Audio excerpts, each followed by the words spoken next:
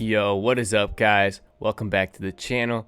It's your boy, the baddest baba that ever baba'd, and today we're going to be talking about flipping Gods Unchained cards for some money. Alright, now if you haven't seen my video on play to earn, check that out because you might be interested in that as well. But today we're going to be focused on just purely buying cards and then selling them. So recently we had a snapshot for an IMX airdrop, and the prices of cards just skyrocketed. So luckily for me, I was able to make a couple quick flips and made some ETH, and I'm just going to walk you guys through the process of what I do to decide on what cards to get and when to get them. So without further ado, let's jump on in. Okay, so first things first, I highly recommend using Token Trove over IMX. The platform, it's easier to navigate. They provide more information about the cards. Like, for example, we'll click this Highborn Knight here. We've got these graphs up top, and I think I covered this in some of my other videos, maybe the what cards should I buy video. That video, it's a little bit older, so it might be outdated with a new set coming out and all that, but the Token Trove, it still stands because you can just monitor the prices much better and place orders much easier. So if you're completely new to Gods Unchained, you need to know that Immutable X is a layer 2 on the Ethereum blockchain. So what that means, we have to have ETH on the layer 2 in order to be able to trade. So you can do that if you come up here, click this, it'll give you an option to deposit onto L2. You can also do it on the Immutable X site, and it's also good to know this Token Trove is it's a different UI. So they use the same API as Immutable X. So all these listings are going to be the same. The money you're depositing, it's all the same thing. This is just a different interface as far as viewing and trading the cards. So since we're on an L2, you should know that there's a gas fee. You're paying L1 gas fees using the bridge when you transfer the ETH to get on L2. And so the fee for that, it can range depending on how much gas is. It could be $10, $20, $30. Just depends on what GUI is at. So with that being said, it's good you want to put a big chunk in when you deposit. So for me personally, I do like 0.1 ETH. And at the time of recording this video, that's around $300 US. It's going to give you a nice chunk to play around with. But once you've got it on L2, there's no fees. At least right now, there's no fees. So you can do as much trading as you want. And yeah, when you go to withdrawal, you're also paying L1 gas fees. So right now, I'm just keeping all my profits on L2. The L2 inherits all the security properties of L1, so I'm not too worried about that. But eventually, I'm going to want to take my profits off, and it's just good to know that when we do that, I'm going to be paying gas fees as well. So, all right, so we've talked about getting ETH onto layer 2. Now let's get into the more meat and potatoes of this video. And we still have quite a bit to cover, but I'm going to try to break it down for you guys.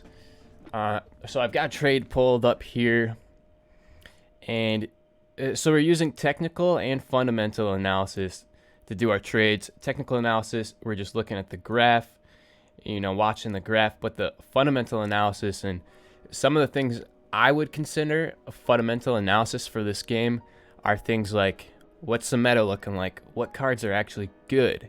What cards are seeing played? Are there announcements coming up? Because you can see here, this last bull run, or the spike, whatever you want to call it, this was instigated by the IMX snapshot. So, I mean, those sort of things are going to have way more of an impact on the price of these cards. All right. And if you don't play this game, or you don't play it at a high level, you can always go to people's streams. You can watch my stream. You can watch Clutch's stream, Professor's, see what kind of decks are being played at Mythic, what cards are being played, and who's winning, what cards are making a difference, because those are the cards that are gonna be higher priced more than likely. And you can also go to GU decks. I'm sure a lot of you guys know GU decks. So you just hit meta top decks, and right now I have this set up the last 3 days. mythic ranking, and we can see the top decks. So you can look at some of these decks here. We'll pull up Ratchets here. So he went 88, the creator went 88% win rate. So this deck is good, right? These cards are good, at least together right now. And so with that being said, the value is probably higher. Another thing we need to talk about is don't buy core cards. And I'm sure you guys have heard this before. I'll pull up Token Trove again. So you can sort these by set. There's Core, Etherbots, Genesis, Promo, Trial of the Gods, and soon there'll be Divine Order. But you don't want to do Core or Welcome when they add Welcome, because these are cards you can earn in the game. It's just not a good idea to try to flip these. Alright, so let's get back to this trade here. So I really like trading the legendaries. They seem to do better than the other cards. They're more impactful. You can only win one of each legendary in your deck, right? So let's talk about this Hypocrious monster. I bought this for 0.00587 ETH 3 months ago, and at the time, so we were in Mythic and we weren't seeing a whole lot of board wipe death played.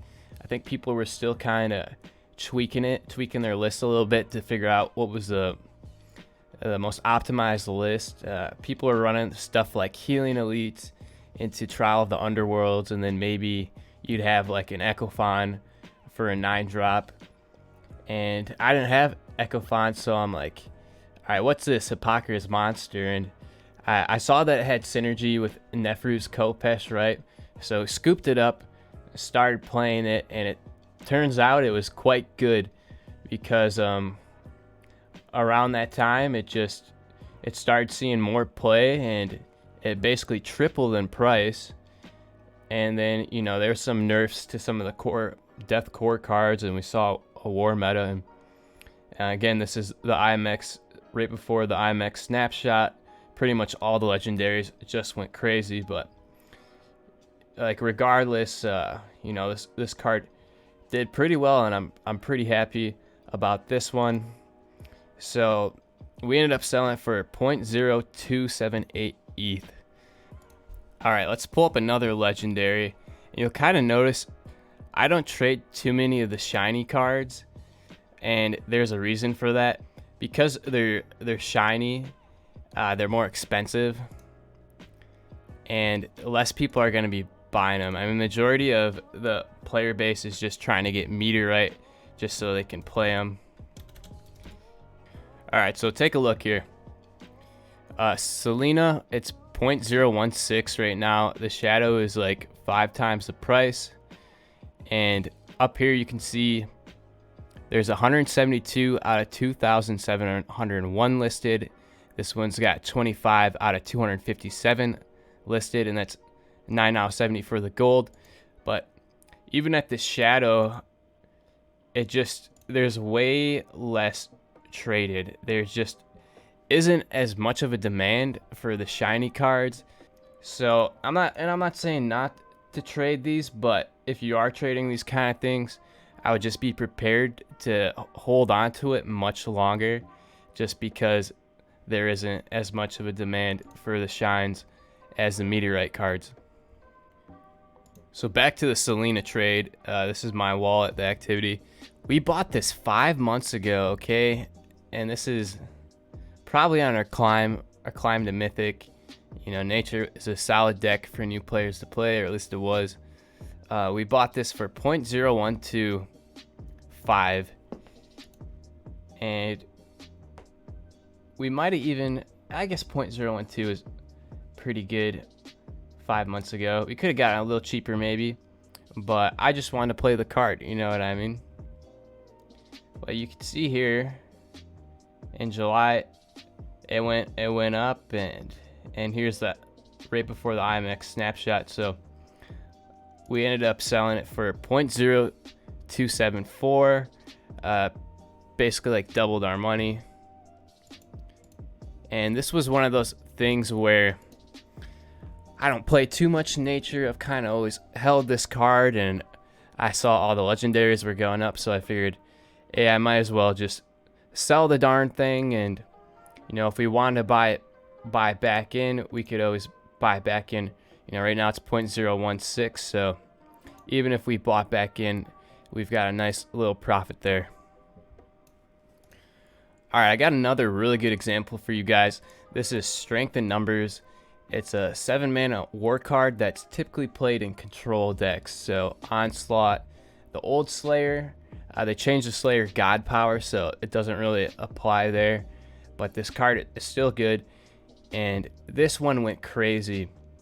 So what had happened is the GU team rolled out a balance patch, and there's one card in particular that got a buff, which was Enduring Shield.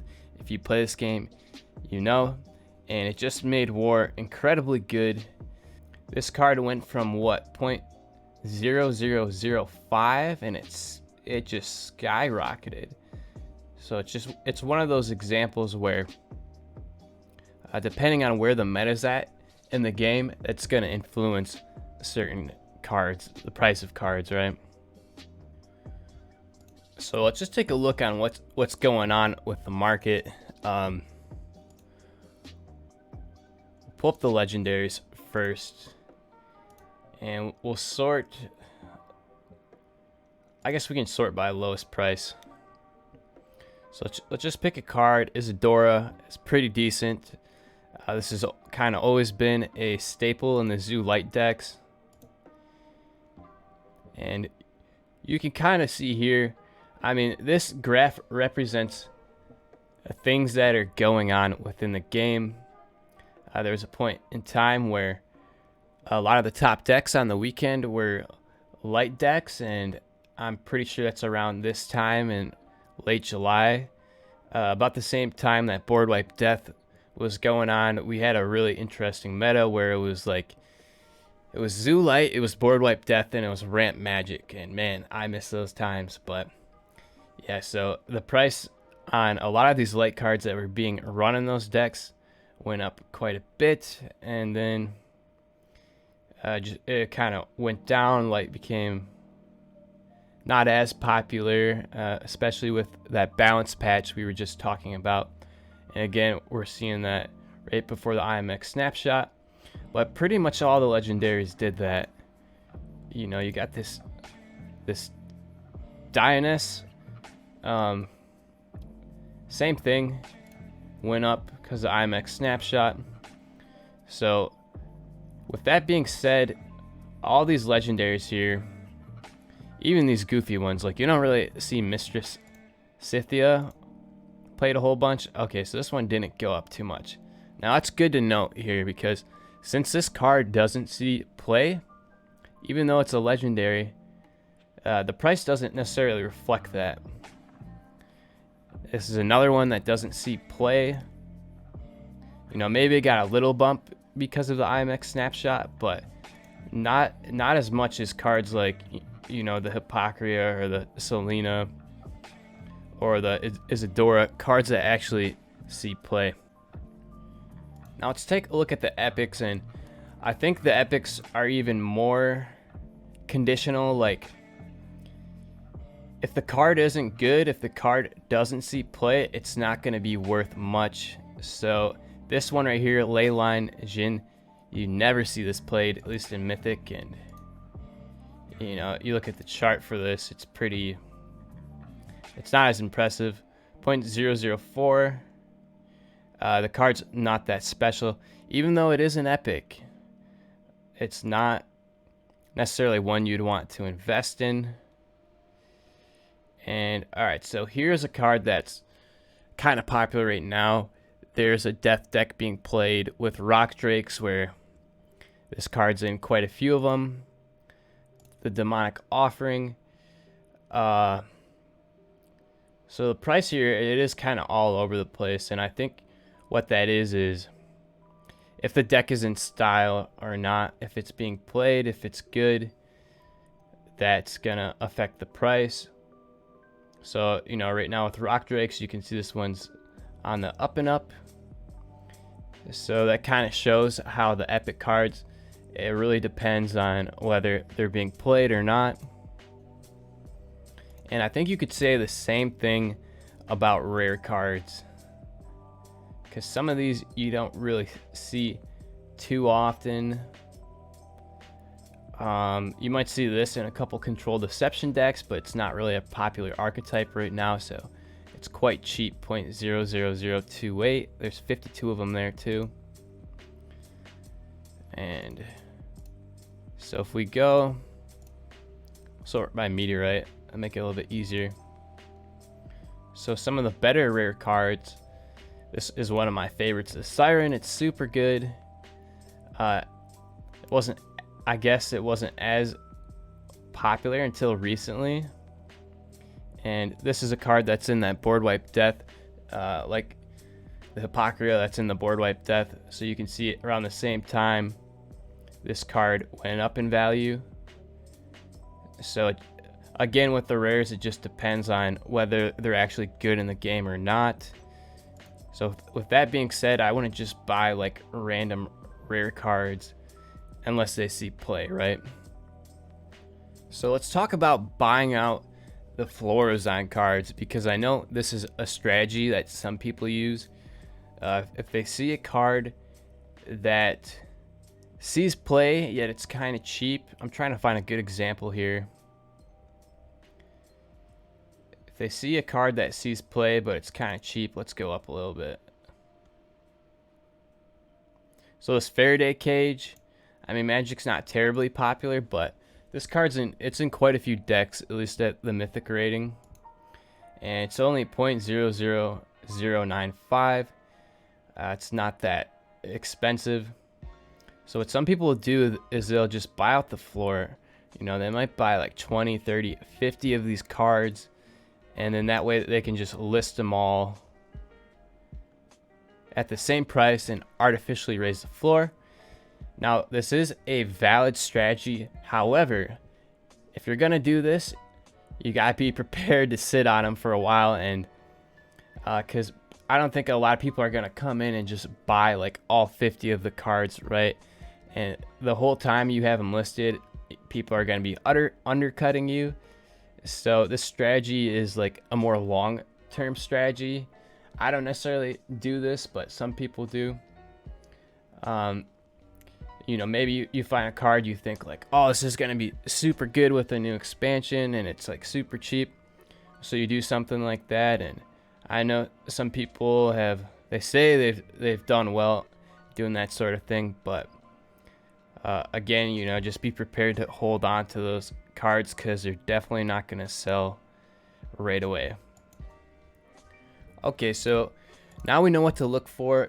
We're using TA and fundamental analysis, things like the meta, what cards have the potential to be good, announcements, snapshots, and they do snapshots for boards and trinkets and things like that. So I don't want you to think, oh, I missed the IMX snapshot, there's never going to be another event like that, because we don't know if that's true or not. There will likely be more events in the future. Of course, balance patches as well all affect the prices of cards. So there's a couple more things I want to talk about in this video here.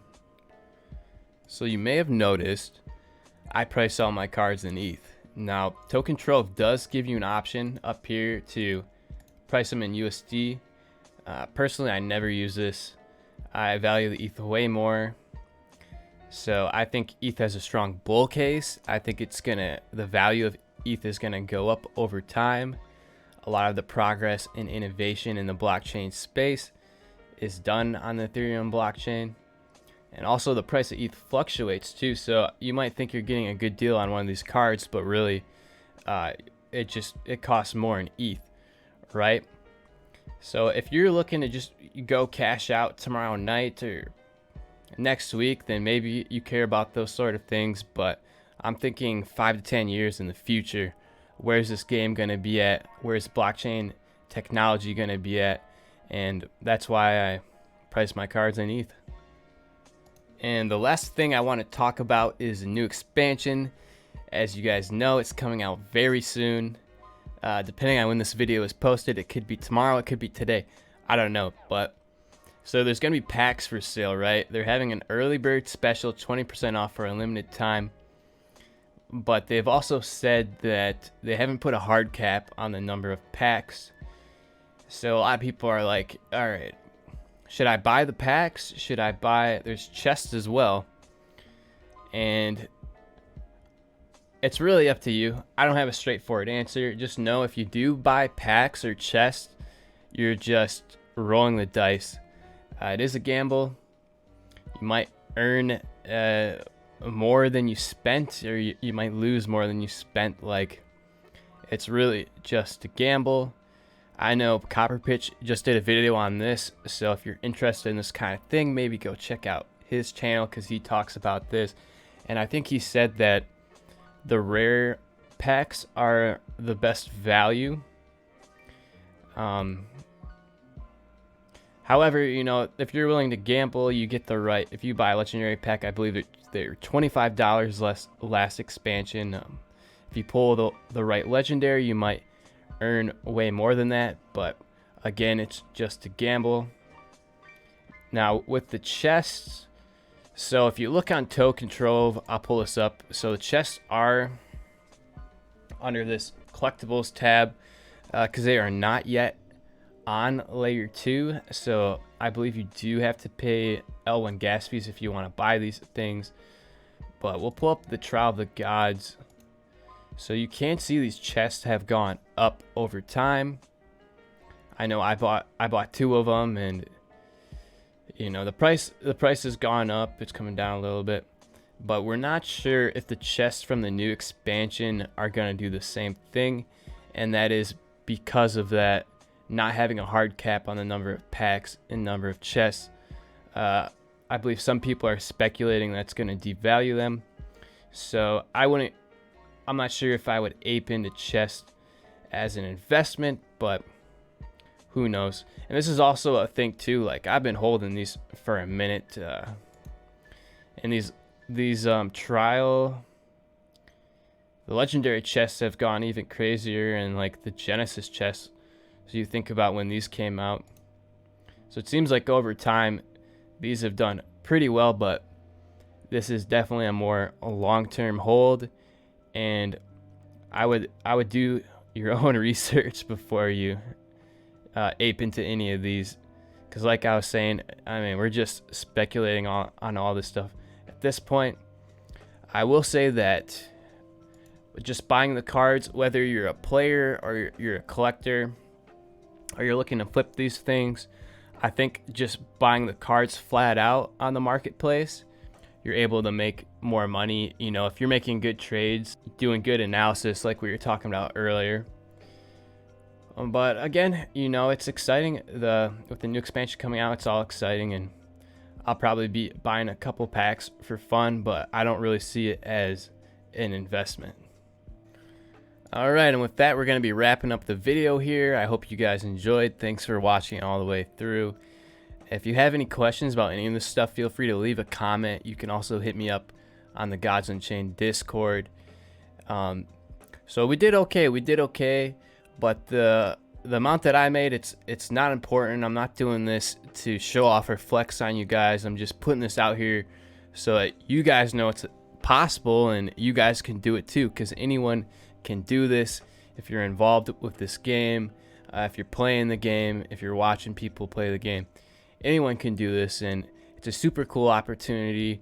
It's a good space. I think we're gonna see like gamified NFT blockchain projects blow up here in the next couple of years. So I'm excited to be here and to be here early, and I hope you guys are too.